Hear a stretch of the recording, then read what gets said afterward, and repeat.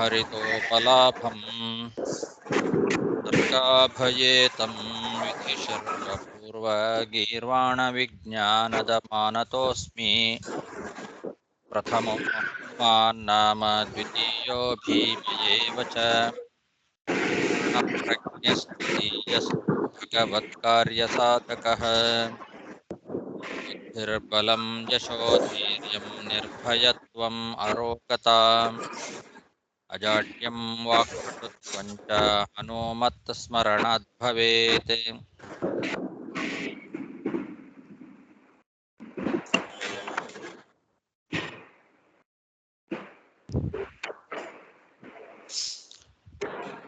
ಪೃಥ್ವೀಮಂಡಲಮಧ್ಯಸ್ಥಾಃ ಪೂರ್ಣಬೋಧಮತಾನುಗಾಃ ವೈಷ್ಣವಾ ವಿಷ್ಣುಹೃದಯಾಃ ತಾನ್ನಮಸ್ಯೆ ಗುರುನ್ ಮಮ. ಜನ್ಮಾದ್ಯಸ್ಯ ಯತೋऽನ್ವಯಾದಿತರತಶ್ಚಾರ್ಥೇष्वभिज्ञस्वराट् तेने ब्रह्महृदाय आदिकवये मुह्यन्ति यं सूरयः तेजो वारिमृदां यथा विनिमयो यत्र त्रिसर्गो मृषा धाम्ना स्वेन सदा निरस्तकुहकं सत्यं परं धीमहि. सृष्टिस्थित्यप्येहानियतिदृशितमो बन्धमोक्षाश्च यस्मात् अस्य श्रीब्रह्मरुद्रप्रभृतिसुरनरद्वीषशत्रुरात्मकस्य विष्णोर्व्यस्ताः समस्ताः सकलगुणनिधिः सर्वदोषव्यपेतः पूर्णानन्दो व्ययो यो गुरुरपि परमः चिन्तयेतं महान्तम्. यं प्रव्रजन्तमनुपेतमपेतकृत्यं द्वैपायनो विरहकातर आजुहाव पुत्रेति तन्मयतया तरवोऽपि नेदुः तं सर्वभूतहृदयं मुनिमानतोऽस्मि. ಶ್ರೀಗುರುಭ್ಯೋ ನಮಃ. ಹರಿಃ ಓಂ. ಶ್ರೀಮದ್ಭಾಗವತದ ಚತುರ್ಥ ಸ್ಕಂಧದ 23ನೇ ಅಧ್ಯಾಯದಲ್ಲಿ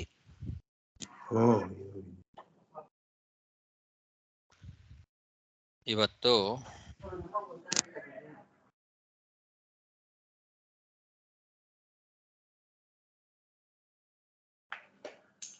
27ನೇ ಶ್ಲೋಕ. 27 ಆಯ್ತನ. 28ನೇ ಶ್ಲೋಕ.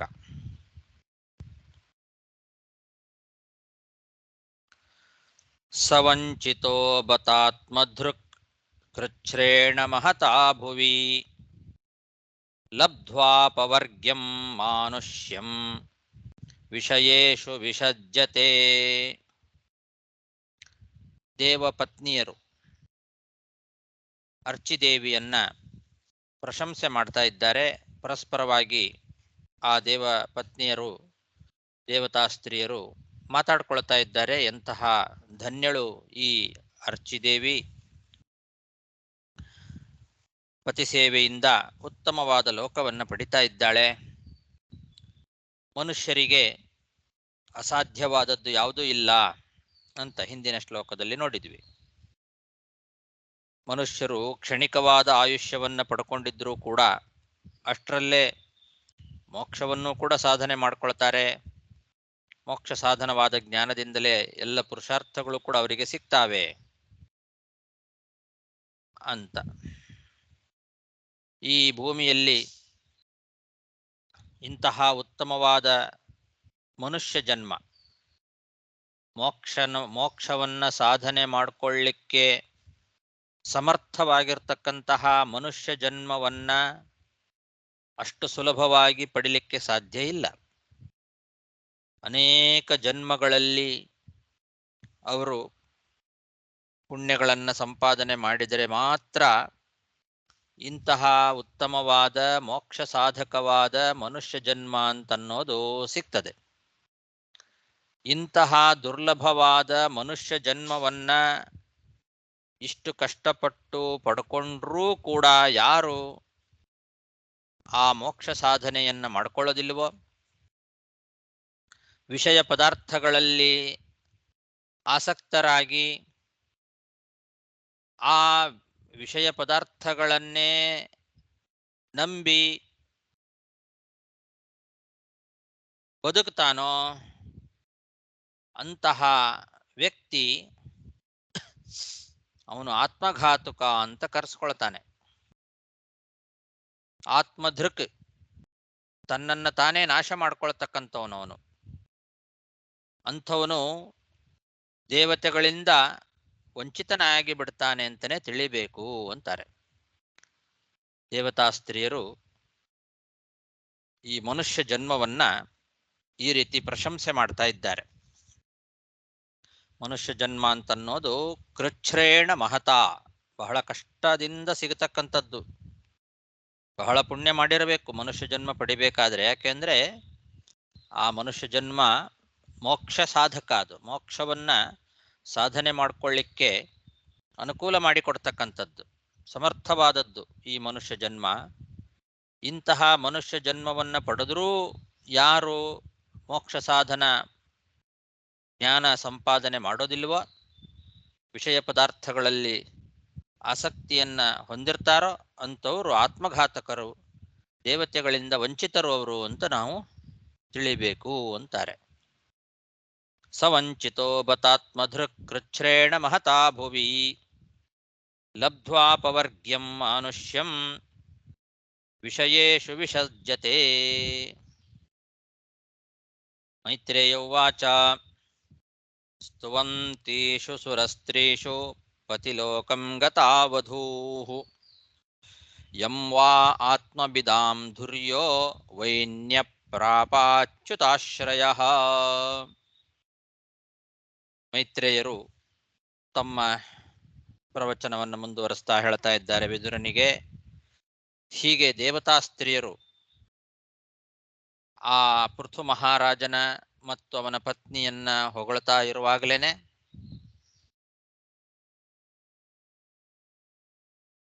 ಆ ಪೃಥು ಮಹಾರಾಜ ಯಾವ ಉತ್ತಮವಾದ ಲೋಕವನ್ನ ಪಡೆದ್ನೋ ಅದೇ ಲೋಕವನ್ನೇ ಈ ಅರ್ಚಿದೇವಿಯು ಕೂಡ ಪಡೆದ್ಲು ಅಂತ ಹೇಳ್ತಾ ಇದ್ದಾರೆ. ಪೃಥು ಮಹಾರಾಜನಿಗೆ ಇಲ್ಲಿ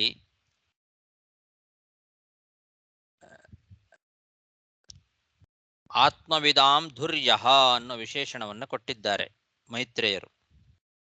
ಆತ್ಮವಿದಾಂ ಧುರ್ಯಃ ಅಂದ್ರೆ ಪರಮಾತ್ಮ ಜ್ಞಾನಿಗಳಲ್ಲಿ ಅತ್ಯಂತ ಶ್ರೇಷ್ಠನಾಗಿರ್ತಕ್ಕಂಥವನು ಈ ಪೃಥು ಮಹಾರಾಜ. ವಿಷ್ಣು ಭಕ್ತನಾಗಿದ್ದಾನೆ. ಅಂತಹ ಪೃಥು ಮಹಾರಾಜ ಯಾವ ಲೋಕವನ್ನ ಪಡೆದಿದ್ನೋ ಉತ್ತಮವಾದ ಲೋಕ, ಅದೇ ಲೋಕವನ್ನೇ ಪತ್ನಿಯಾದಂತಹ ಅರ್ಚಿದೇವಿಯು ಕೂಡ ಪಡೆದ್ಲು. ಸ್ತುವಂತೀಷು ಸುರಸ್ತ್ರೀಷು ಪತಿಲೋಕಂ ಗತಾ ವಧೂಃ ಯಂ ವಾ ಆತ್ಮವಿದಾಂ ಧುರ್ಯೋ ವೈನ್ಯ ಪ್ರಾಪಾಚ್ಯುತಾಶ್ರಯಃ ಇತ್ತಂ ಭೂತಾನುಭಾವೋऽಸೌ ಪೃಥುಃ ಸ ಭಗವತ್ತಮಃ ಕೀರ್ತಿತಂ ತಸ್ಯ ಚರಿತಂ ಉದ್ದಾಮ ಚರಿತಸ್ಯ ವೈ. ಮೈತ್ರೇಯರು ಹೇಳ್ತಾ ಇದ್ದಾರೆ, ಲೇ ವಿದುರ, ಇಂತಹ ಮಹಾನುಭಾವನಾಗಿರ್ತಕ್ಕಂತಹ ಪೃಥು ಮಹಾರಾಜ ಐಶ್ವರ್ಯ ವೀರ್ಯ ಮೊದಲಾದ ಷಡ್ ಗುಣಗಳನ್ನು ಸಂಪಾದನೆ ಮಾಡಿರ್ತಕ್ಕಂಥವನು. ಅವನ ಚರಿತ್ರೆ ಬಹಳ ಶ್ರೇಷ್ಠವಾದದ್ದು. ಅಂತಹ ಉತ್ತಮವಾದ ಚರಿತ್ರೆಯನ್ನ ನಾನು ನಿನಗೆ ಹೇಳಿದೆ ಅಂತ ಇದ್ದಾರೆ. ಮಹಾನುಭಾವನಾದ ಇತ್ತಂಭೂತ ಅನುಭಾವ ಅಸೌ ಪೃಥು, ಈ ರೀತಿಯಾದ ಮಹಾನುಭಾವ ಆ ಪೃಥು ಮಹಾರಾಜ ಭಗವತ್ತಮಃ, ಭಗವತ್ತನ ಭಕ್ತರಲ್ಲಿ ಶ್ರೇಷ್ಠನಾಗಿರ್ತಕ್ಕಂಥವನು. ಅಥವಾ ಭಗವತ್ ಅಂತ ಭಗ ಅನ್ನೋ ಶಬ್ದಕ್ಕೆ ಷಡ್ಗುಣಗಳು, ಐಶ್ವರ್ಯ ವೀರ್ಯ ತೇಜಸ್ಸು ಮೊದಲಾದ ಷಡ್ಗುಣಗಳೇನಿದ್ದಾವೆ ಆ ಷಡ್ಗುಣಗಳನ್ನು ಪಡೆದಿರ್ತಕ್ಕಂಥವನು ಇವನು ಪೃಥು ಮಹಾರಾಜ. ಅಂತಹ ಪೃಥು ಮಹಾರಾಜನ ಚರಿತ್ರೆ ತಸ್ಯ ಚರಿತಂ ಉದ್ದಾಮ ಚರಿತಸ್ಯ ವೈ ಕೀರ್ತಿತಂ, ಅಂತಹ ಉತ್ತಮನಾದ ಅವನ ಪುಣ್ಯತಮವಾದ ಚರಿತ್ರೆಯನ್ನ ನಾನು ನಿನಗೆ ಇದುವರೆಗೂ ಹೇಳಿದೆ. ಇತ್ತಂ ಭೂತಾನುಭಾವೋऽಸೌ ಪೃಥುಃ ಸ ಭಗವತ್ತಮಃ ಕೀರ್ತಿತಂ ತಸ್ಯ ಚರಿತಂ ಉದ್ದಾಮ ಚರಿತಸ್ಯ ವೈ ಯೈದಂ ಸುಮಹತ್ ಪುಣ್ಯಂ ಶ್ರದ್ಧಯಾವಹಿತಃ ಪಠೇತ್ ಶ್ರಾವಯೇತ್ ಶೃಣುಯಾದ್ವಾಪಿ ತಪೃಥೋಪದವೀಂ ಪದವೀಂ ಇಯಾತ್. ಅಂತಹ ಪುಣ್ಯಕರವಾದ ಈ ಪೃಥು ಮಹಾರಾಜನ ಚರಿತ್ರೆಯನ್ನ ಶ್ರದ್ಧೆಯಿಂದ ಏಕಾಗ್ರವಾದ ಮನಸ್ಸಿನಿಂದ ಯಾರು ಪಠಣ ಮಾಡ್ತಾರೋ, ಯಾರು ಹೇಳ್ತಾರೋ ಮತ್ತು ಯಾರು ಕೇಳ್ತಾರೋ ಅವರೆಲ್ಲರೂ ಕೂಡ ಪೃಥು ಮಹಾರಾಜನಂತೆಯೇ ಮೋಕ್ಷಭಾಜನರಾಗ್ತಾರೆ. ಆ ಪೃಥು ಯಾವ ರೀತಿಯಲ್ಲಿ ಮೋಕ್ಷವನ್ನು ಪಡೆದ್ನೋ ಅದೇ ರೀತಿಯಲ್ಲಿ ಆ ಪೃಥು ಮಹಾರಾಜನ ಚರಿತ್ರೆಯನ್ನ ಯಾರು ಭಕ್ತಿ ಶ್ರದ್ಧೆಯಿಂದ ಕೇಳ್ತಾರೋ ಹೇಳ್ತಾರೋ ಅವರೆಲ್ಲರೂ ಕೂಡ ಇದಂ ಸುಮಹತ್ ಪುಣ್ಯಂ, ಅತ್ಯಂತ ಪುಣ್ಯಕರವಾದ ಚರಿತ್ರೆ ಪೃಥು ಮಹಾರಾಜನ ಚರಿತ್ರೆ. ಇದನ್ನ ಶ್ರದ್ಧೆಯ ಅವಹಿತ ಪಠೇತ್, ಶ್ರದ್ಧೆಯಿಂದ ಕೇಳಬೇಕು, ಓದಬೇಕು, ಪಠಣ ಮಾಡಬೇಕು. ಇದುವರೆಗೂ ಹೇಳಿದ ಪೃಥು ಮಹಾರಾಜನ ಚರಿತ್ರೆಯನ್ನ ಶ್ರದ್ಧೆಯಿಂದ ಪಠಣ ಮಾಡಬೇಕು ಮತ್ತು ಅದನ್ನ ಹೇಳಬೇಕು, ಹೇಳೋರಿದ್ದಾಗ ಕೇಳಬೇಕು. ಶ್ರಾವಯೇತ್ ಶೃಣುಯಾದ್ವಾಪಿ, ಅದನ್ನು ಮತ್ತೊಬ್ಬರಿಗೆ ಕೇಳಿಸ್ಬೇಕು ಮತ್ತು ತಾನು ಕೇಳಬೇಕು. ಕೇಳುವವರು ಇದ್ದಾಗ ಹೇಳಬೇಕು, ಯಾರಾದರೂ ಹೇಳ್ತಾ ಇದ್ರೆ ಕೇಳಬೇಕು. ಹೇಳೋರು ಕೇಳೋರು ಇಬ್ರು ಇಲ್ಲ ಅಂತಂದಾಗ ಪಠಣ ಮಾಡಬೇಕು, ಆ ಚರಿತ್ರೆಯನ್ನ ಓದಬೇಕು. ಹೀಗೆ ಯಾರು ಕೇಳ್ತಾರೋ, ಯಾರು ಹೇಳ್ತಾರೋ, ಯಾರು ಪಠಣ ಮಾಡ್ತಾರೋ ಅವರೆಲ್ಲರೂ ಕೂಡ ಪೃಥೋಹ ಪದಂ ಯಾತ್, ಪೃಥೋಹ ಪದವೀಂ, ಆ ಪೃಥು ಮಹಾರಾಜ ಹೊಂದಿದ ಪದವಿಯನ್ನು ಅವರು ಕೂಡ ಪಡೀತಾರೆ. ಯೈದಂ ಸುಮಹತ್ ಪುಣ್ಯಂ ಶ್ರದ್ಧಯಾವಹಿತಃ ಪಠೇತ್ ಶ್ರಾವಯೇತ್ ಶೃಣುಯಾದ್ವಾಪಿ ಸಪೃಥೋಪದವೀಂ ಇಯಾತ್. ಬ್ರಾಹ್ಮಣೋ ಬ್ರಹ್ಮವರ್ಚಸ್ವಿ ರಾಜನ್ಯೋ ಜಗತೀಪತಿಃ ವೈಶ್ಯ ಪಠನ್ ವಿಶ್ಪತಿ ಸ್ಯಾತ್ ಶೂದ್ರ ಉತ್ತಮತಾಂ ಇಯಾತ್.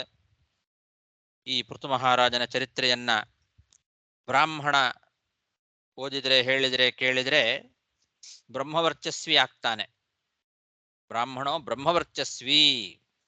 ರಾಜನ್ಯ ಜಗತೀಪತಿ, ಕ್ಷತ್ರಿಯನಾದವನು ಈ ಚರಿತ್ರೆಯನ್ನ ಕೇಳಿದ್ರೆ ಅವನು ರಾಜನಾಗ್ತಾನೆ. ವೈಶ್ಯ ಪಠಣ ಮಾಡಿದರೆ ಅವನು ಆ ವೈಶ್ಯ ಜಾತಿಗಳಲ್ಲೇ ಶ್ರೇಷ್ಠನಾಗ್ತಾನೆ, ವೈಶ್ಯರಿಗೆಲ್ಲ ಒಡೆಯನಾಗ್ತಾನೆ. ಶೂದ್ರ ಇದನ್ನ ಕೇಳೋದರಿಂದ ಅವನು ಉತ್ತಮನಾಗ್ತಾನೆ. ಬ್ರಾಹ್ಮಣೋ ಬ್ರಹ್ಮವರ್ಚಸ್ವಿ ರಾಜನ್ಯೋ ಜಗತೀಪತಿ ವೈಶ್ಯ ಪಠನ್ ವಿಶ್ಪತಿ ಸ್ಯಾತ್ ಶೂದ್ರ ಉತ್ತಮತಾಂ ಯಾತ್. ತ್ರಿಕೃತ್ವ ಇದಮಾಕರ್ಣ್ಯ ನರೋ ನಾರ್ಯಥವಾ ಧೃತಃ ಅಪ್ರಜಃ ಸುಪ್ರಜತಮೋ ನಿರ್ಧನೋ ಧನವತ್ತಮಃ. ಈ ಪೃಥು ಮಹಾರಾಜನ ಚರಿತ್ರೆಯನ್ನ ಹೆಂಗಸರಾಗಲಿ ಗಂಡಸರಾಗಲಿ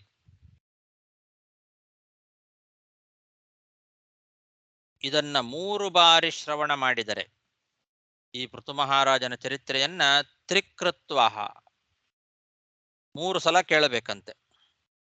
3 ಬಾರಿ ಇದನ್ನ ಶ್ರವಣ ಮಾಡಿದರೆ ಮಕ್ಕಳಿಲ್ಲದೆ ಇರೋರಿಗೆ ಮಕ್ಕಳಾಗ್ತದೆ, ಅತ್ಯುತ್ತಮ ಸಂತತಿಯನ್ನ ಪಡಿತಾರಂತೆ ಮಕ್ಕಳಿಲ್ಲದೆ ಇರ್ತಕ್ಕಂಥವ್ರು. ಅಪ್ರಜಃ ಸುಪ್ರಜತಮಃ, ಯಾರಿಗೆ ಮಕ್ಕಳಿಲ್ಲವೋ ಅಂಥವರು ಇದನ್ನ 3 ಸಲ ಈ ಪೃಥು ಮಹಾರಾಜನ ಚರಿತ್ರೆಯನ್ನ ಕೇಳಬೇಕು. ಅಂಥವರಿಗೆ ಒಳ್ಳೆ ಸಂತತಿ ಆಗತ್ತೆ.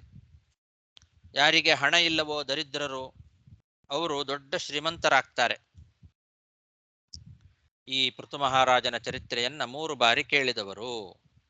ತ್ರಿಕೃತ್ವೈದಮಾಕರ್ಣ್ಯ ನರೋ ನಾರ್ಯಥವಾ ಧೃತಃ ಅಪ್ರಜಃ ಸುಪ್ರಜತಮೋ ನಿರ್ಧನೋ ಧನವತ್ತಮಃ ಅಸ್ಪಷ್ಟಕೀರ್ತಿಃ ಸುಯಶಾ ಮೂರ್ಖೋ ಭವತಿ ಪಂಡಿತಃ ಇದಂ ಸ್ವಸ್ತ್ಯಯನಂ ಪುಂಸಾಂ ಅಮಂಗಲ್ಯ ನಿವಾರಣಂ ಧನ್ಯಂ ಯಶಸ್ಯಂ ಆಯುಷ್ಯಂ ಸ್ವರ್ಗ್ಯಂ ಕಲಿಮಲಾಪಹಂ. ಯಾರಿಗೆ ಉತ್ತಮವಾದ ಕೀರ್ತಿ ಅಪೇಕ್ಷೆ ಇದೆಯೋ, ಆ ಕೀರ್ತಿ ಯಾರಿಗಿಲ್ಲವೋ ಅಂಥವರು ಈ ಚರಿತ್ರೆಯನ್ನು ಕೇಳೋದ್ರಿಂದ ಒಳ್ಳೆ ಕೀರ್ತಿಶಾಲಿಗಳಾಗ್ತಾರೆ. ಮೂರ್ಖ ಪಂಡಿತನಾಗ್ತಾನೆ. ಇದು ಎಲ್ಲ ಜನರಿಗೂ ಇಷ್ಟವನ್ನ ತಂದು ಕೊಡ್ತಕ್ಕಂಥದ್ದಾಗಿದೆ ಈ ಚರಿತ್ರೆ. ಪೃಥು ಮಹಾರಾಜನ ಚರಿತ್ರೆ ಯಾರ್ಯಾರಿಗೆ ಏನೇನು ಅಪೇಕ್ಷೆ ಇದೆಯೋ ಆ ಎಲ್ಲ ಅಪೇಕ್ಷೆಗಳನ್ನು ಪೂರೈಸ್ತಕ್ಕಂಥದ್ದು ಅಂತ ಅರ್ಥ. ಇಷ್ಟದಾಯಕವಾಗಿರ್ತಕ್ಕಂಥದ್ದು. ಸ್ವಸ್ಥಯನಂ ಅಮಂಗಲ್ಯ ನಿವಾರಣಂ, ಏನಾದರೂ ಅಮಾಂಗಲ್ಯ ಇದ್ದರೆ ಆ ಎಲ್ಲ ಅಮಾಂಗಲ್ಯವನ್ನ ನಿವಾರಣೆ ಮಾಡ್ತಕ್ಕಂಥದ್ದು, ಅನಿಷ್ಟಗಳನ್ನೆಲ್ಲ ನಿವಾರಣೆ ಮಾಡ್ತಕ್ಕಂಥದ್ದಾಗಿದೆ ಈ ಚರಿತ್ರೆ. ಧನ್ಯಂ ಯಶಸ್ಯಂ ಆಯುಷ್ಯಂ ಸ್ವರ್ಗ್ಯಂ ಕಲಿಮಲಾಪಹಂ, ಒಳ್ಳೆ ಧನವನ್ನು ತಂದು ಕೊಡ್ತದೆ, ಆಯುಷ್ಯವನ್ನು ಕೊಡ್ತಕ್ಕಂಥದ್ದು ಮತ್ತು ಸ್ವರ್ಗವನ್ನು ಕೊಡ್ತಕ್ಕಂಥದ್ದು, ಕಲಿಯ ದೋಷಗಳನ್ನೆಲ್ಲ ಪರಿಹಾರ ಮಾಡ್ತಕ್ಕಂಥದ್ದಾಗಿದೆ ಈ ಚರಿತ್ರೆ. ಅಸ್ಪಷ್ಟ ಕೀರ್ತಿ ಸುಯಶಾ ಮೂರ್ಖೋ ಭವತಿ ಪಂಡಿತಃ ಇದಂ ಸ್ವಸ್ಥಯನಂ ಪುಂಸಾಂ ಅಮಂಗಲ್ಯ ನಿವಾರಣಂ.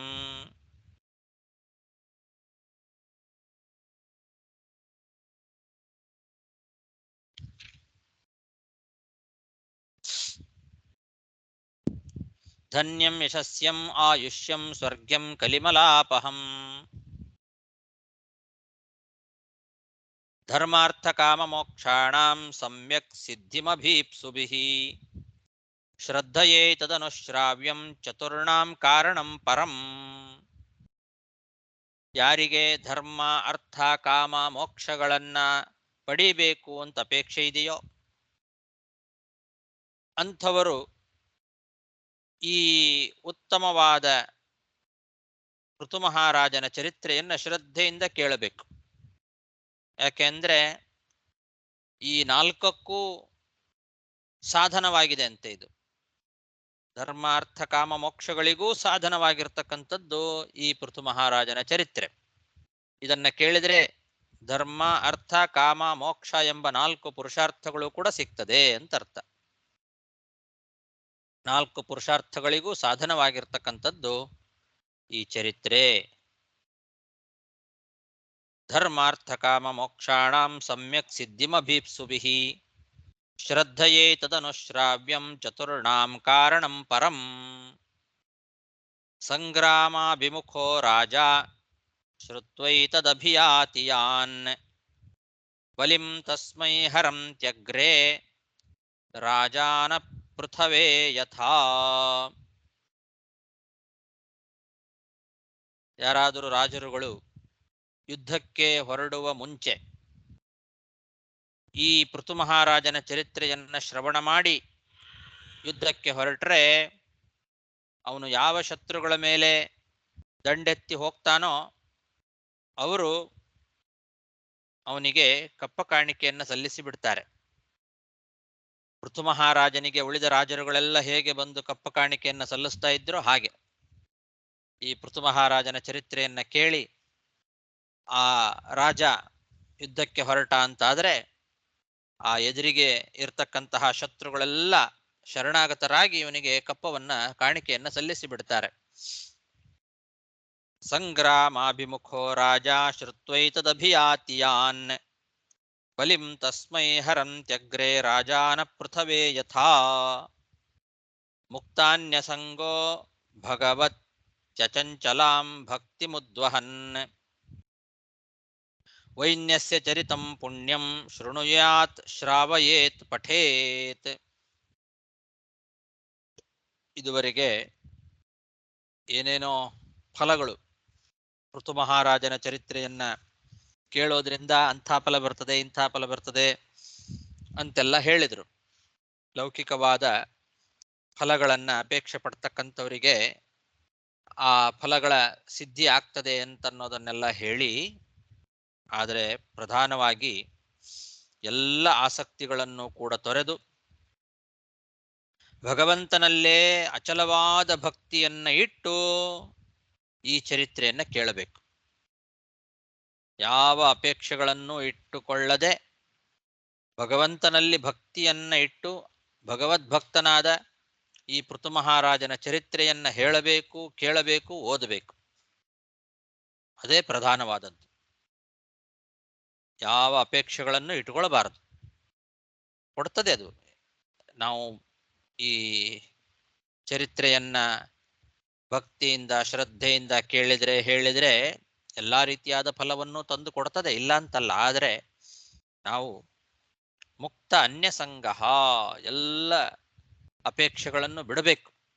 ಬಿಟ್ಟು ಭಗವಂತನಲ್ಲೇ ಭಕ್ತಿಯನ್ನ ಇಟ್ಟು ಈ ಭಗವದ್ಭಕ್ತನಾದ ಪೃಥು ಮಹಾರಾಜನ ಅತ್ಯಂತ ಪುಣ್ಯಕರವಾದ ಚರಿತ್ರೆಯನ್ನ ಶೃಣುಯಾತ್ ಶ್ರಾವಯೇತ್ ಪಠೇತ್, ಕೇಳಬೇಕು, ಹೇಳಬೇಕು, ಪಠಣ ಮಾಡಬೇಕು. ಮುಕ್ತಾನ್ಯಸಂಗೋ ಭಗವತಿ ಅಚಲಾಂ ಭಕ್ತಿ ಮುದ್ವಹನ್ ವೈನ್ಯಸ್ಯ ಚರಿತಂ ಪುಣ್ಯಂ ಶೃಣುಯಾತ್ ಶ್ರಾವಯೇತ್ ಪಠೇತ್ ವೈಚಿತ್ರವೀರ್ಯಾಭಿಹಿತಂ ಮಹನ್ ಮಾಹಾತ್ಮ್ಯ ಸೂಚಕಂ ಅಸ್ಮಿನ್ ಕೃತಮತಿರ್ಮರ್ತ್ಯಃ ಪಾರ್ಥವೀಂ ಗತಿಮಾಪ್ನುಯಾತ್. ವೈಚಿತ್ರವೀರ್ಯ ಅಂತ ಸಂಬೋಧನೆ ಮಾಡ್ತಾ ಇದ್ದಾರೆ ಮೈತ್ರೇಯರು ವಿದುರನಿಗೆ. ಎಲೆ ವಿಚಿತ್ರವೀರ್ಯನ ಮಗನಾದ ವಿದುರನೇ ಅಂತ ಅರ್ಥ.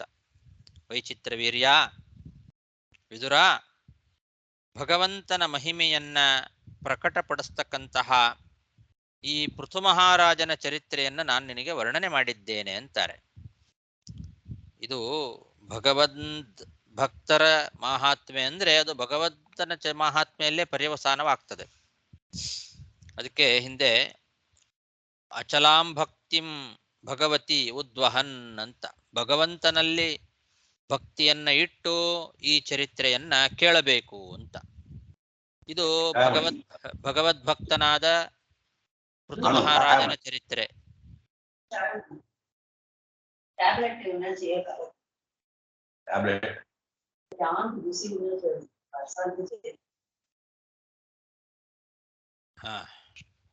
ಭಗವದ್ಭಕ್ತನಾದ ಪೃಥು ಮಹಾರಾಜನ ಚರಿತ್ರೆ ಅದು ಭಗವಂತನ ಮಹಾತ್ಮೆಯಲ್ಲೇ ಪರ್ಯವಸಾನವಾಗ್ತಕ್ಕಂಥದ್ದು. ಹಾಗಾಗಿ ಅಂತಹ ಪೃಥು ಮಹಾರಾಜನ ಚರಿತ್ರೆಯನ್ನು ನಾನು ವರ್ಣನೆ ಮಾಡಿದ್ದೇನೆ. ಪೃಥು ಮಹಾರಾಜನ ಚರಿತ್ರೆಯನ್ನ ಕೇಳಿದ್ರೆ ಭಗವಂತನ ಮಹಿಮೆ ಪ್ರಕಟ ಆಗ್ತದೆ ಇದರಿಂದ. ಅಂತಹ ಚರಿತ್ರೆಯನ್ನು ನಾನು ಇದುವರೆಗೂ ನಿನಗೆ ವರ್ಣನೆ ಮಾಡಿದ್ದೇನೆ ಎಲೆ ವಿದುರ. ಇದರಲ್ಲಿ ಮನಸ್ಸನ್ನ ಯಾರು ಇಡ್ತಾರೋ ಅಂತಹ ಮನುಷ್ಯನಿಗೆ ಪೃಥು ಮಹಾರಾಜನಂತೆಯೇ ಮೋಕ್ಷ ಅಂತನ್ನೋದು ಸಿಗ್ತದೆ. ಪೃಥು ಮಹಾರಾಜ ಯಾವ ರೀತಿ ಮೋಕ್ಷವನ್ನು ಪಡೆದ್ನೋ ಅದೇ ರೀತಿ ಅವನ ಚರಿತ್ರೆಯನ್ನ ಭಕ್ತಿ ಶ್ರದ್ಧಾ ಪುರಸ್ಸರವಾಗಿ ಯಾರು ಪಠನ ಮಾಡ್ತಾರೋ ಅಂಥವರಿಗೂ ಕೂಡ ಆ ಪೃಥು ಮಹಾರಾಜನಂತೆಯೇ ಲೋಕಗಳು ಸಿಗ್ತಾವೆ. ವೈಚಿತ್ರವೀರ್ಯಾಭಿಹಿತಂ ಮಹನ್ ಮಾಹಾತ್ಮ್ಯ ಸೂಚಕಂ ಅಸ್ಮಿನ್ ಕೃತಮತಿರ್ಮರ್ತ್ಯಃ ಪಾರ್ಥವೀಂ ಗತಿಮಾಪ್ನುಯಾತ್ ಅನುದಿನಮಿದಮಾದರೇಣ ಶೃಣ್ವನ್ ಪೃಥುಚರಿತಂ ಪ್ರಥಯನ್ ವಿಮುಕ್ತಸಂಗಃ ಭಗವತಿ ಭವ ಸಿಂಧು ಪಾರಭೂತೆ ಸಚ ನಿಪುಣಾಂ ಲಭತೆ ರತಿಂ ಮನುಷ್ಯಃ. ಈ ಪೃಥು ಮಹಾರಾಜನ ಚರಿತ್ರೆಯನ್ನ ವಿಷಯ ಪದಾರ್ಥಗಳಲ್ಲಿ ಆಸಕ್ತಿಯನ್ನ ಇಟ್ಟುಕೊಳ್ಳದೆ ಪ್ರತಿ ದಿವಸ ಆದರದಿಂದ ಕೇಳಬೇಕು, ಹೇಳಬೇಕು. ಅಂತಹ ಮನುಷ್ಯ ಯಾರು ಭಕ್ತಿಯಿಂದ ಇದನ್ನ ಯಾವ ವಿಷಯ ಪದಾರ್ಥಗಳ ಅಪೇಕ್ಷೆಯನ್ನು ಇಟ್ಟುಕೊಳ್ಳದೆ ಭಕ್ತಿ ಶ್ರದ್ಧಾ ಪುರಸ್ಸರವಾಗಿ ಯಾರು ಕೇಳ್ತಾರೋ ಯಾರು ಹೇಳ್ತಾರೋ ಅಂತಹ ಮನುಷ್ಯ ಸಂಸಾರ ಸಾಗರವನ್ನ ದಾಟಿ ಸಂಸಾರ ಸಾಗರದಿಂದಲೂ ಆಚೆ ದಡದಲ್ಲಿ ಇರತಕ್ಕಂತಹ ಭಗವಂತನಲ್ಲಿ ದೃಢವಾದ ಭಕ್ತಿಯನ್ನ ಪಡೀತಾನೆ. ನಿಪುಣಾಂ ರತಿಂ ಲಭತೆ, ಭಗವಂತನ ಪಾದಗಳಲ್ಲಿ ಉತ್ತಮವಾದ ಭಕ್ತಿಯನ್ನ ಪಡೀತಾನೆ. ಅದು ಭವಸಿಂಧು ಪಾರಭೂತೆ ಭಗವತಿ, ಈ ಸಂಸಾರ ಎಂಬ ಸಮುದ್ರದ ಆಚೆ ದಡ ಅದು ಭಗವಂತ. ಅಂತಹ ಭಗವಂತನಲ್ಲಿ ಉತ್ತಮವಾದ ಭಕ್ತಿಯನ್ನು ಪಡಿತಾನೆ. ಅಂಥ ಮನುಷ್ಯ ಯಾರು ವಿಷಯ ಪದಾರ್ಥಗಳ ಆಸಕ್ತಿಯನ್ನು ತೊರೆದು ಭಕ್ತಿ ಶ್ರದ್ಧಾ ಪುರಸ್ಸರವಾಗಿ ಪ್ರತಿ ದಿವಸ ಇದನ್ನ ಕೇಳಿದರೆ ಹೇಳಿದರೆ ಅಂಥವರು ಸಂಸಾರ ಸಾಗರದ ಆಚೆ ಇರತಕ್ಕಂತಹ ಭಗವಂತನ ಪಾದಗಳಲ್ಲಿ ಉತ್ತಮವಾದ ಭಕ್ತಿಯನ್ನ ಪಡೀತಾರೆ ಅಂತ ಹೇಳುವ ಅಲ್ಲಿಗೆ ಈ ಪೃಥು ಮಹಾರಾಜನ ಚರಿತ್ರೆಯ ಫಲಶ್ರುತಿಯನ್ನು ಕೂಡ ಮುಗಿಸಿ ಪೃಥು ಮಹಾರಾಜನ ಚರಿತ್ರೆಯನ್ನ ಉಪಸಂಹಾರ ಮಾಡಿದ್ದಾರೆ.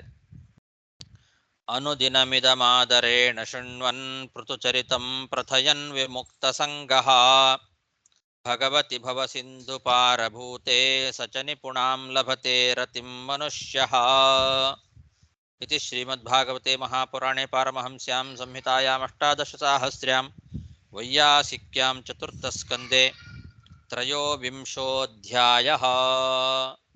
ಅಲ್ಲಿಗೆ 23ನೇ ಅಧ್ಯಾಯ ಮುಗಿತು. ಶ್ರೀಕೃಷ್ಣಾರ್ಪಣಮಸ್ತು.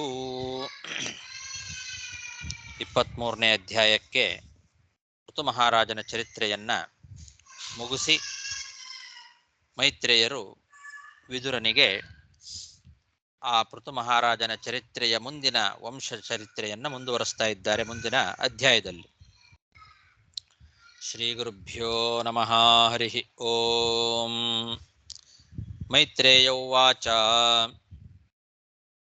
ವಿಜಿತಾಶ್ವೋಥ ರಾಜಾಸೀತ್ ಪೃಥೋ ಪುತ್ರ ಪೃಥುಶ್ರವಾಃ ಯವೀಯೇಭ್ಯೋ ದದಾತ್ ಕಾಷ್ಠಾ ಭ್ರಾತೃಭ್ಯೋ ಭ್ರಾತೃವತ್ಸಲಃ.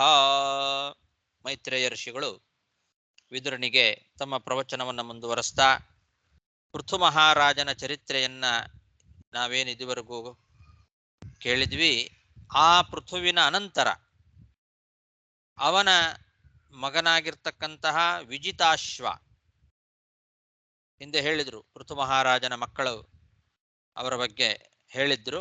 ಅದರಲ್ಲಿ ವಿಜಿತಾಶ್ವ ಎಂಬತಕ್ಕಂಥವನೇನಿದ್ದಾನೆ ಮಹಾಕೀರ್ತಿಶಾಲಿಯಾಗಿರ್ತಕ್ಕಂಥವನವನು. ಅಂತಹ ವಿಜಿತಾಶ್ವ ಮುಂದೆ ರಾಜನಾಗ್ತಾನೆ. ಪೃಥು ಮಹಾರಾಜನ ನಂತರದಲ್ಲಿ ನಮ್ಮ ಈ ದೇಶವನ್ನು ಆಳಿರ್ತಕ್ಕಂತಹ ರಾಜ ಅವನು ವಿಜಿತಾಶ್ವ ಅಂತ ಅವನಿಗೆ ಹೆಸರು. ಪೃಥು ಮಹಾರಾಜನ ನಂತರ ಅವನ ಮಗ ವಿಜಿತಾಶ್ವ ರಾಜನಾಗ್ತಾನೆ. ಅವನು ಅವನ ತಮ್ಮಂದಿರ ಮೇಲಿನ ವಾತ್ಸಲ್ಯದಿಂದ ಅವರಿಗೆಲ್ಲ ಒಂದೊಂದು ದಿಕ್ಕಿನ ರಾಜ್ಯದ ಅಧಿಕಾರವನ್ನು ಬಿಟ್ಟುಕೊಡ್ತಾನೆ. ಪೃಥು ಮಹಾರಾಜ ಒಬ್ಬನೇ ಇಡೀ ಭೂಮಿಗೆ ಒಡೆಯನಾಗಿ ಏಕಚಕ್ರಾಧಿಪತಿಯಾಗಿ ಇದ್ದ. ಅವನ ಮಗನಾದ ವಿಜಿತಾಶ್ವನಿಗೆ ಆ ಒಂದು ಎಲ್ಲ ಪೃಥ್ವಿಯ ಸಾಮ್ರಾಜ್ಯಾಧಿಪತ್ಯ ಬಂದಾಗ ಅವನು ತಮ್ಮಂದಿರ ಮೇಲಿನ ವಾತ್ಸಲ್ಯದಿಂದ ಅವರಿಗೂ ಕೂಡ ಒಂದೊಂದು ಭಾಗ ಮಾಡಿ ಅವರಿಗೂ ಆ ರಾಜ್ಯದ ಅಧಿಕಾರವನ್ನ ಕೊಡ್ತಾನೆ. ಯವೀಯೇಭ್ಯ ಅಂದ್ರೆ ತಮ್ಮಂದಿರು, ತನ್ನ ತಮ್ಮಂದಿರುಗಳೇನಿದ್ದಾರೆ ಅವರಿಗೂ ಕೂಡ ಒಂದೊಂದು ಭಾಗಗಳನ್ನ ಅವರಿಗೆ ಕೊಟ್ಟ. ಆ ರಾಜ್ಯದ ಅಧಿಕಾರವನ್ನ, ಕೆಲವು ಒಂದೊಂದು ದಿಕ್ಕಿನ ರಾಜ್ಯದ ಅಧಿಕಾರವನ್ನ ಒಬ್ಬೊಬ್ಬರಿಗೆ ಕೊಡ್ತಾನೆ. ವಿಜಿತಾಶ್ವೋಥ ರಾಜಾಸೀತ್ ಪೃಥೋ ಪುತ್ರ ಪೃಥುಶ್ರವಾಃ ಯವೀಯೇಭ್ಯೋ ದದಾತ್ ಕಾಷ್ಠಾ ಭ್ರಾತೃಭ್ಯೋ ಭ್ರಾತೃವತ್ಸಲಃ. ಒಬ್ಬೊಬ್ಬರಿಗೆ ಒಂದೊಂದು ಅಧಿಕಾರವನ್ನ ಕೊಟ್ಟ.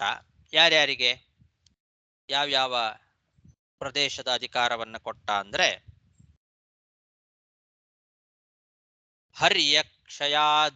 ಹರ್ಯಕ್ಷಯಾದಿಶತ್ ಪ್ರಾಚೀಂ ಧೂಮ್ರಕೇಶಾಯ ದಕ್ಷಿಣಾಂ ಪ್ರತೀಚೀಂ ವೃಕ ಸಂಜ್ಞಾಯ ತುರ್ಯಾಂ ದ್ರವಿಣಸೆ ವಿಭುಃ. 4 ದಿಕ್ಕುಗಳ ಅಧಿಕಾರಗಳನ್ನ 4 ಜನರಿಗೆ ವಹಿಸಿಕೊಟ್ಟಿದ್ದಾನೆ. ಹರ್ಯಕ್ಷ ಎಂಬತಕ್ಕಂತಹ ತಮ್ಮನಿಗೆ ಪೂರ್ವ ದಿಕ್ಕನ್ನ ಕೊಟ್ಟ. ಧೂಮ್ರಕೇಶ ಎಂಬತಕ್ಕಂತಹ ತಮ್ಮನಿಗೆ ದಕ್ಷಿಣ ದಿಕ್ಕನ್ನ ಕೊಟ್ಟಿದ್ದಾನೆ. ವೃಕ ಎಂಬತಕ್ಕಂತಹ ತಮ್ಮನಿಗೆ ಪಶ್ಚಿಮ ದಿಕ್ಕನ್ನ, ದ್ರವಿಣ ಎಂಬತಕ್ಕಂತಹ ತಮ್ಮನಿಗೆ ಉತ್ತರ ದಿಕ್ಕನ್ನ ಕೊಟ್ಟ.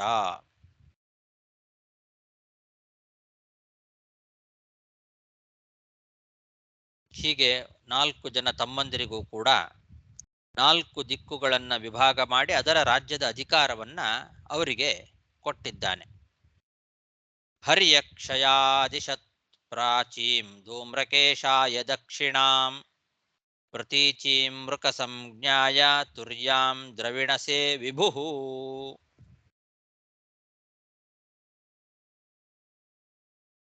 ಅಂತರ್ಧಾನಗತಿಂ ಶಕ್ರಾತ್ ಲಬ್ಧ್ವಾಂತರ್ಧಾನ ಸಂಜ್ಞಿತಃ ಅಪತ್ಯತ್ರಯಮಾಧತ್ತ ಶಿಖಂಡಿನ್ಯಾಂ ಸುಸಮ್ಮತಂ. ತಾನು ಆ ವಿಜಿತಾಶ್ವ ಮಹಾ ಜ್ಞಾನಿಯಾಗಿದ್ದ, ದೇವೇಂದ್ರನಿಂದ ಶಕ್ರಾತ್ ದೇವೇಂದ್ರನಿಂದ ಅಂತರ್ಧಾನ ಹೊಂದುವ ವಿದ್ಯೆಯನ್ನ ಪಡ್ಕೊಂಡಿದ್ದ. ದೇವೇಂದ್ರ ಇವನಿಗೆ ಆ ವಿದ್ಯೆಯನ್ನು ಉಪದೇಶ ಮಾಡಿದ್ದಂತೆ, ಅಂತರ್ಧಾನವನ್ನ ಹೊಂದುವ ವಿದ್ಯೆ. ಅದನ್ನ ಪಡೆದು ಅವನಿಗೆ ಅಂತರ್ಧಾನ ಎಂಬ ಮತ್ತೊಂದು ಹೆಸರು ಬಂತು. ವಿಜಿತಾಶ್ವನಿಗೆ ಅಂತರ್ಧಾನ ಅನ್ನೋ ಹೆಸರೇ ಬಂದುಬಿಡ್ತು.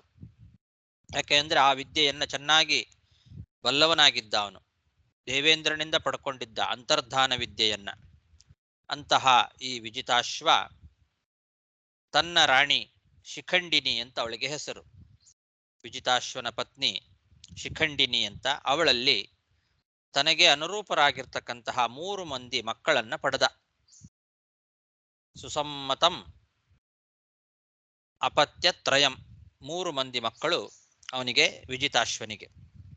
ಅಂತರ್ಧಾನಗತಿಂ ಶಕ್ರಾಲ್ಲಬ್ಧ್ವಾಂತರ್ಧಾನ ಸಂಜ್ಞಿತಃ ಅಪತ್ಯತ್ರಯಮಾಧತ್ತ ಶಿಖಂಡಿನ್ಯಾಂ ಸುಸಮ್ಮತಂ.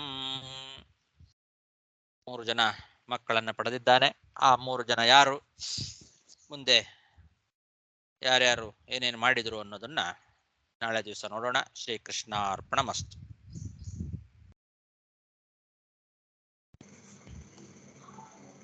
ನಮಸ್ಕಾರ ಆಚಾರ್ಯ. ಇಲ್ಲಿ 23ನೇ ಶ್ಲೋಕದಲ್ಲಿ, ಇದು ಹಿಂದಿನ ಅಧ್ಯಾಯದಲ್ಲಿ ಯಾದವಾರ ಪ್ರಕಾರ ಬಂದು ಅರ್ಧ ಶ್ಲೋಕ ಬಂದು ಇನ್ನು ಇದೆ ಅಂತ ಹೇಳ್ತಾರೆ.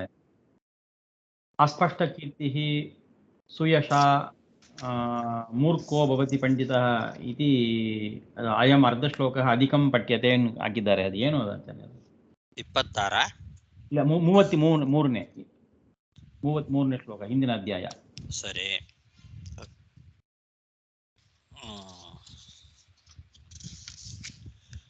ಅತ್ರ ಯಾದುಪತ್ಯ ಲಿಖಿತೆ ಪುಸ್ತಕೆ ಅತ್ರ ಯಾದುಪತ್ಯ ಲಿಖಿತೆ ಪುಸ್ತಕೆ ಅಸ್ಪಷ್ಟ ಕೀರ್ತಿ ಸುಯಶ ಮೂರ್ಖೋ ಭವತಿ ಪಂಡಿತಃ.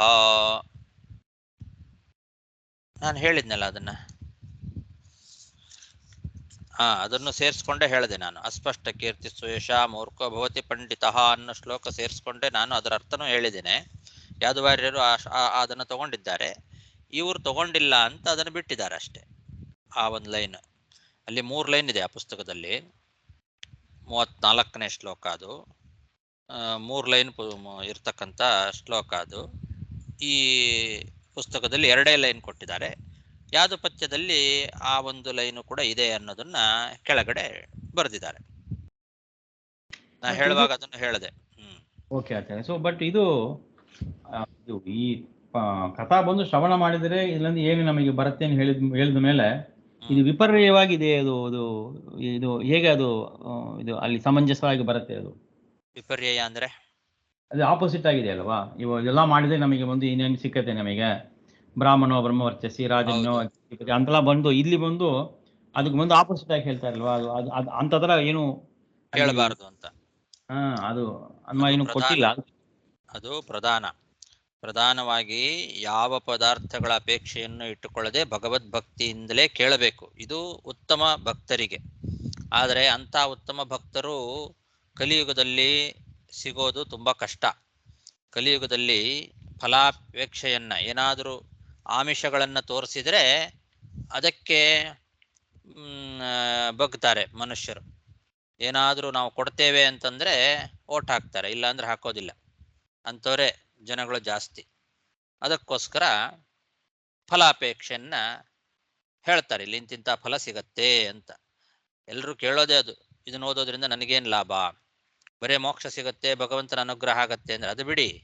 ನನಗೆ ಈಗ ಬೇಕು ಏನಾರು, ನನಗೆ ಇಂಥ ಏನೋ ಒಂದು ಕಷ್ಟ ಆಗಿದೆ, ಅದು ಪರಿಹಾರ ಆಗಬೇಕು, ನಂಗೆ ದುಡ್ಡು ಬೇಕು, ಅಥವಾ ನಾನು ಯಾವುದೋ ಒಂದು ಇದಕ್ಕೆ ಒಡೆ ಆಗಬೇಕು, ಇಂಥದ್ದು ಇದು ಬೇಕು, ಏನಾರು ಒಂದು ಫಲ ಅದು ಬೇಕು, ಅದಕ್ಕೋಸ್ಕರ ಏನಾರು ಮಾಡು ಅಂದ್ರೆ ಮಾಡ್ತಾರೆ.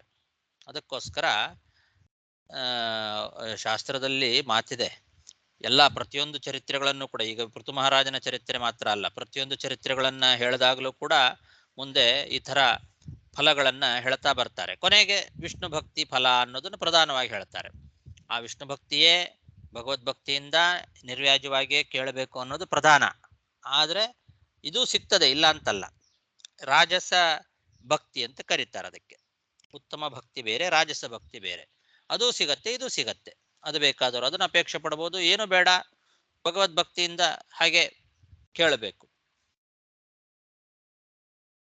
ಓಕೆ ಓಕೆ ಆಚಾರ್ಯ, ಓಕೆ. ರುಚಿ ಹುಟ್ಟಿಸ್ಲಿಕ್ಕೋಸ್ಕರ ಫಲ ಹೇಳ್ತಾರೆ ಅಂತ ಒಂದು ಮಾತಿದೆ. ಓಕೆ.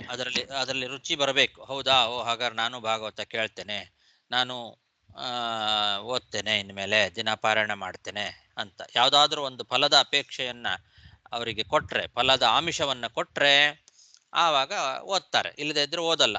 ಅದಕ್ಕೋಸ್ಕರ ಹತ್ರ ಬರಲಿ ಅಂತ, ನಮ್ಮ ಹತ್ರ ಬರಲಿ, ಓದ್ಲಿ ಅನ್ನೋದಕ್ಕೋಸ್ಕರ ಫಲದ ಆಮಿಷವನ್ನ ತೋರಿಸ್ತಾರೆ. ಅದೇ ಪ್ರಧಾನ ಅಲ್ಲ. Okay okay okay. Acharya, Narayanan ಇದು 3 ದಡವೆ ಕೇಳಿದ್ರೆ ಈ ಫಲ ಬಂತ ಹೇಳಿರ್ಲಿ ನೀವು. 3 ದಡವೆ ಎಂಬುದು ಏನ್ ಏನೋ ಇದಕ್ಕೆ ಮಾತ್ರ ಹೇಳಿದಾರ, ಆತರ ಎಲ್ಲಾ ಕಡೆಗೂ ಹಾಗೆ ಹೇಳೋದಿಲ್ಲ. ಇಲ್ಲ ಇಲ್ಲ, ರೈಟ್. 3 ಬಾರಿ ಅಂತ ಹೇಳಿದ್ದಾರೆ. ತ್ರಿಕೃತ್ವ ಅಂತಿದೆ, 3 ಸಲ ಕೇಳಬೇಕು ಅಂತೆ.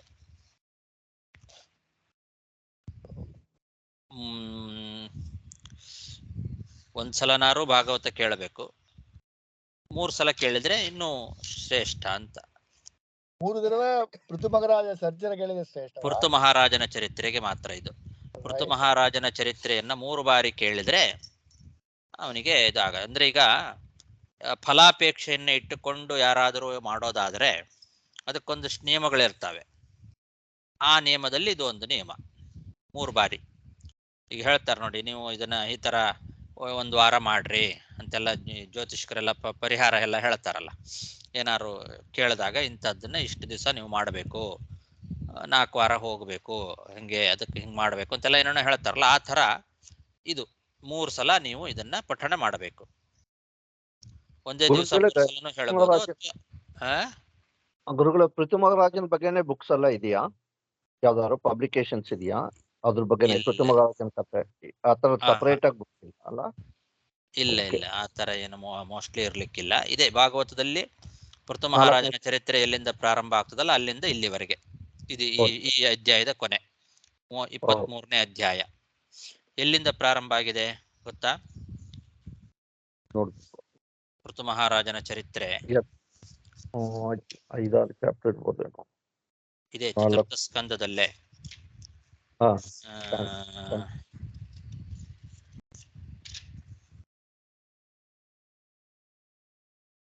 ವೇನ ದಾಗಿ ಪೃಥು ಮಹಾರಾಜನ ಜನನ 56ನೇ ಅಧ್ಯಾಯ ಅಲ್ಲ, 15ನೇ ಅಧ್ಯಾಯ.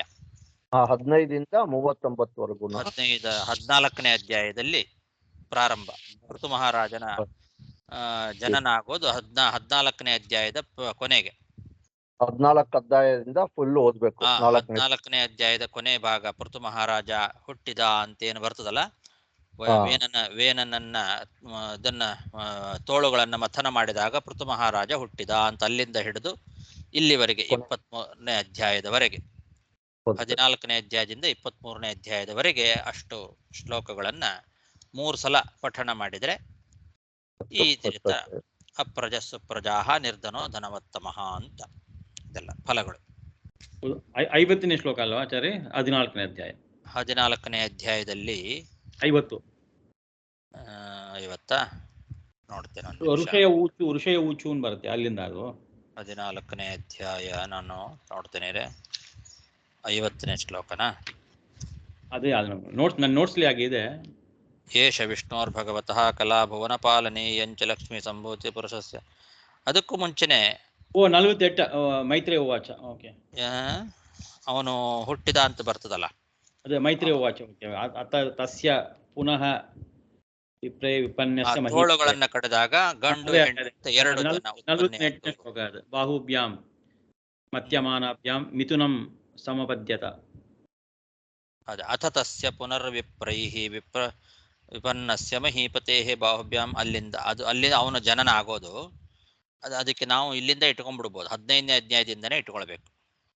15 ಅಧ್ಯಾಯ ಇಡಬಹುದು. ಅತ್ರ ಪ್ರಥಮೋ ರಾಜ್ಞಾಂ ಪುಮಾನ್ ಪ್ರಥಯಿತಾ ಯಶಃ ಪೃಥುರ್ನಾಮ ಮಹಾರಾಜ ಭವಿಷ್ಯತಿ ಪೃಥುಶ್ರವಾಹ ಅಂತ ಅಲ್ಲಿಂದ. ಓಕೆ, 15ನೇ ಅಧ್ಯಾಯದ ಪ್ರಾರಂಭದಿಂದ ಇಟ್ಕೊಂಡ್ಬಿಡೋಣ. 15ನೇ ಅಧ್ಯಾಯದಿಂದ 23ವರೆಗೂ. ಹೌದು ಕರೆಕ್ಟ್.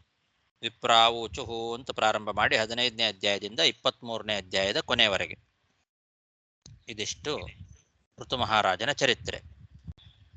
ಬಟ್ ಈ ಪರಂಪರೆ ಮಾಡಿದೀರ ಆಚಾರ್ಯ? ಯಾರ ಮಾಡ್ತಾರೆ ಇದು? 3 ದಿನ ಪೃಥು ಮಹಾರಾಜ ಚರಿತ್ರೆನ 3 ದಿನ ಹೇಳ್ತಾರೆ, ಭಾಗವತ ಹೇಳ ಅಂತಲ್ಲ, ಇಲ್ಲ ಸಪರೇಟ್ ಹೇಳ ಅಂತಲ್ಲ, 3 ದಿನ ಹೇಳ್ತಾರೆ ಅವರು. ಆತರ ಗೊತ್ತಿರೋರು ಮಾಡ್ಬೋದು. ಈ ತರದ್ದು ಬೇಕಾದಷ್ಟು ಚರಿತ್ರೆಗಳು ಬರುತ್ತೆ ಇದರಲ್ಲಿ, ಭಾಗವತದಲ್ಲಿ. ಇದು ಒಂದೇ ಅಲ್ಲ. ಈಗ ನಮಗೆ ಇದು ಪಾಠ ಆಗಿದೆ, ಇವಾಗ ನಮಗೆ ವಿಸ್ತಾರವಾಗಿ ನಾವು ನೋಡಿದ್ವಿ, ಆದ್ರಿಂದ ಇದು ಗೊತ್ತಾಯ್ತು. ಈ ತರದ್ದು ಕಥೆಗಳು ಒಬ್ಬೊಬ್ಬರ ಚರಿತ್ರೆಗಳು ಬೇಕಾದಷ್ಟು ಬರುತ್ತೆ, ಅದನ್ನ ಮಾಡ್ತಾ ಹೋಗ್ತಾರೆ. ಅಲ್ಲ, ಈ 3 ದಿನ ಮಾಡ್ತಾರ. ಈಗ ನಾವು ಕೂಡ ಇವರು ಧ್ರುವ ಚರಿತ್ರೆ ಕೇಳಿರೋ ಹೇಳ್ತಾರೆ, ಧ್ರುವ ಚರಿತ್ರೆ ಕೇಳಿರೋ ನಾವು ಬಂತು, ರೈಟ್? ಸೊ ಈ ತರ ನಿಮಗೆ ಪೃಥು ಮಹಾರಾಜ 3 ದಿನ ಬಂದು ಒಂದು ಪಾರಂಪರ್ಯ ಇದೆಯಾ? ಆತರ ನೀವು ಕೇಳಿದ್ದೀರಾ? ನಾನು ಯಾರು ಕೇಳದಾಗ ನೆನಪಿಲ್ಲ ನನಗೆ, ನನ್ನ ಹತ್ರ ಅಂತೂ ಯಾರು ಹೇಳಿಲ್ಲ. ಯಾರು ಈ ತರ ಪೃಥು ಚರಿತ್ರೆನ 3 ಸಲ ಹೇಳಿಸಿದ್ದು ನೆನಪಿಲ್ಲ ನನಗೆ. ಇನ್ನೊಂದು ಸೂಚನೆ, ಧ್ರುವ ಚರಿತ್ರೆ ಹೇಳ್ರಿ ಅಂತಾರೆ, ಪ್ರಹ್ಲಾದ ಚರಿತ್ರೆ ಹೇಳ್ರಿ ಅಂತಾರೆ.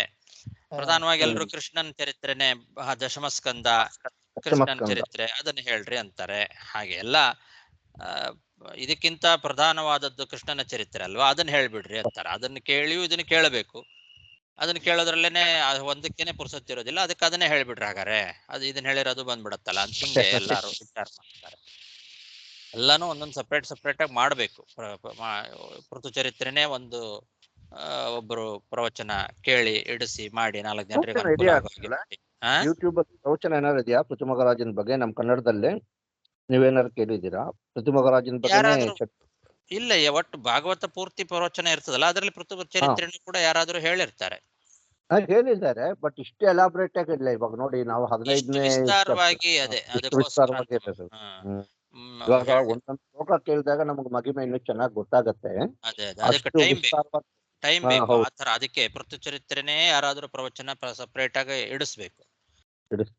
ಆದ್ರೆ ಪ್ರವಚನ ಮಾಡಿದ್ರೆ ನಾವು ಶ್ಲೋಕ ಇದು ಪಾಠ ಕ್ರಮದಲ್ಲಿ ನೀವು ಮಾಡ್ತೀರಿ, ಪಾಠ ಕ್ರಮದಲ್ಲಿ ಮಾಡಿರುತ್ತಾ ಈ ತರ ನಾವು ಮಾಡಕ್ ಇಲ್ಲ. ಹೌದು, ಪೂರ್ತಿ ವಿಸ್ತಾರವಾಗಿ ನೋಡ್ಲಿಕ್ಕೆ ಪ್ರವಚನನೂ ಕೂಡ 40 ನಿಮಿಷ ಮಾಡಿ ಅಂದ್ರೆ ಅಷ್ಟ್ರಲ್ಲಿ ಸಾಧ್ಯ ಇಲ್ಲ. ಒಂದು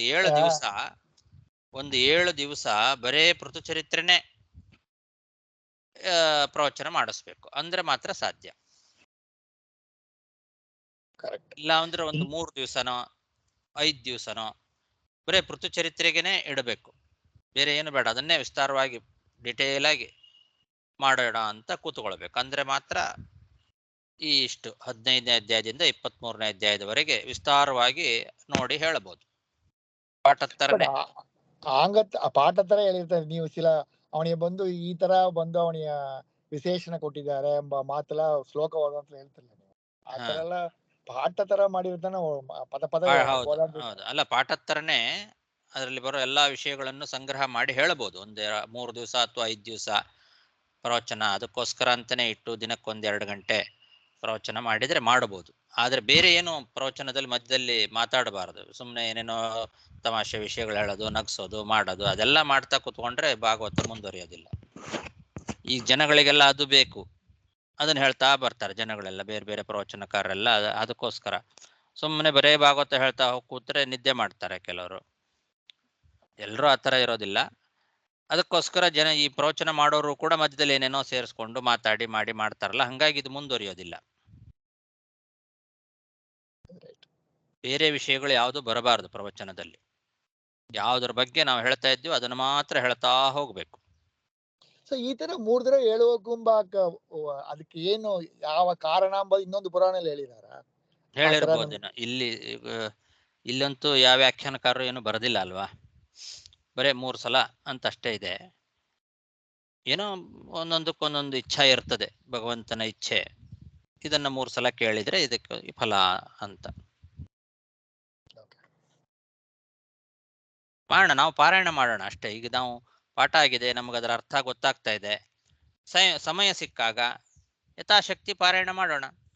ಧ್ರುವ ಚರಿತ್ರೆ, ಋತು ಮಹಾರಾಜನ ಚರಿತ್ರೆ, ಇದನ್ನೆಲ್ಲ ಸಮಯ ಸಿಕ್ಕಾಗೆಲ್ಲ ಪಾರಾಯಣ ಮಾಡ್ತಾ ಹೋಗೋಣ. ಅರ್ಥಾನುಸಂಧಾನ ಪೂರ್ವಕವಾಗಿ ಪಾರಾಯಣ ಮಾಡೋದು. ಋತು ಬಂದು ಯಾರು ಆಚಾರ್ಯ ಅವರು? ಅವನು ಯಾವ ಕಕ್ಷೆಯಲ್ಲಿ ಬರ್ತಾನೆ? ಅದು ಅವನು ಕರ್ಮಜ ದೇವತೆ, 19ನೇ ಕಕ್ಷೆ. ಹೌದು, 19ನೇ ಕಕ್ಷೆಯಲ್ಲಿ ಪೃಥು, ಪ್ರಹ್ಲಾದ, ಎಲ್ಲ ರಾಜರುಗಳು ಅವರೆಲ್ಲ ಅದೇ. ಹೌದು, 19ನೇ ಕಕ್ಷೆ. ಅದಕ್ಕೋಸ್ಕರ ಧ್ರುವನ ವಂಶದಲ್ಲಿ ಬಂದ ಪೃಥು ಬಂದು ಕರ್ಮಜ ದೇವತಾ. ಹೌದೌದು ಹೌದು. ಧ್ರುವ, ಪೃಥು, ಇವರು ಪ್ರಹ್ಲಾದ, ಮತ್ತೆ ನಮ್ಮ ಇವನು ಭಾಗವತ ಕೇಳ್ತಾ ಇದ್ದಾನಲ್ಲ, ಪರೀಕ್ಷಿತ,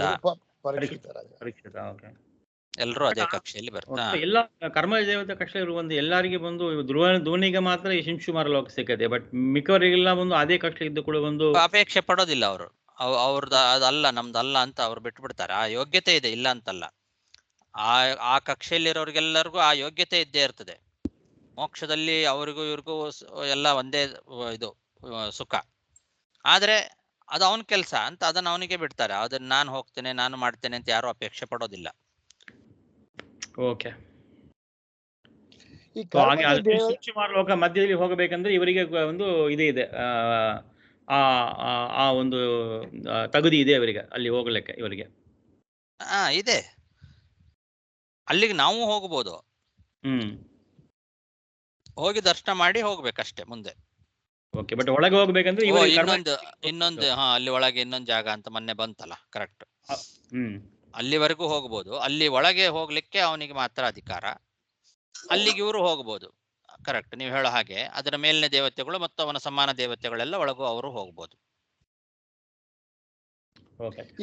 ಈ ಕರ್ಮದ ದೇವದೇನು ಹೇಳ್ತಾರಲ್ಲ ಸರ್, ಅವ್ರು ಕರ್ಮ ಮಾಡಿ ದೇವದ ಆಗ್ತಾರಲ್ವಾ, ಆಗ ಕರ್ಮ ಮಾಡಿ ದೇವದ ಆದ ಮೇಲೆ ಒಂದು ಅವ್ರ ಅಪರೋಕ್ಷ ಬರ್ತೀವಿ ಅವ್ರಿಗೆ. ಹೌದು, ಹೌದ್ರಿ. ಮೊದಲು ಅದು ಮುಟ್ಟ ಅವ್ರ ಅಪರೋಕ್ಷ ಇಲ್ಲ. ಮತ್ತೆ ದೇವದಿ ಬಂದು ಅವರೆಲ್ಲ ಜಾದ ಅಪರೋಕ್ಷಿ. ಇವರು ಬಂದು ಇವರು ಕರ್ಮ ಮಾಡಿ ಮಾಡಿ ದೇವದೇವ ಆದ ಮೇಲೆ ಅಪರೋಕ್ಷ ಬರ್ತೇವೆ. ಹೌದು ಹೌದು ಹೌದು. ಓಕೆ, ಆಯ್ತು ಆಚಾರ್ಯ. ನಮಸ್ಕಾರ ಆಚಾರ್ಯ. ಹರೇ ನಮ. ನಮಸ್ಕಾರ ಆಚಾರ್ಯ. ನಮಸ್ಕಾರ ಆಚಾರ್ಯ. ಹರೇ ನಮಃ. ಹರೇ ನಮಃ. ನಮಸ್ಕಾರ ಗುರುಗಳೇ. ನಮಸ್ಕಾರ ಆಚಾರ್ಯ. ಹರೇ ನಮಃ.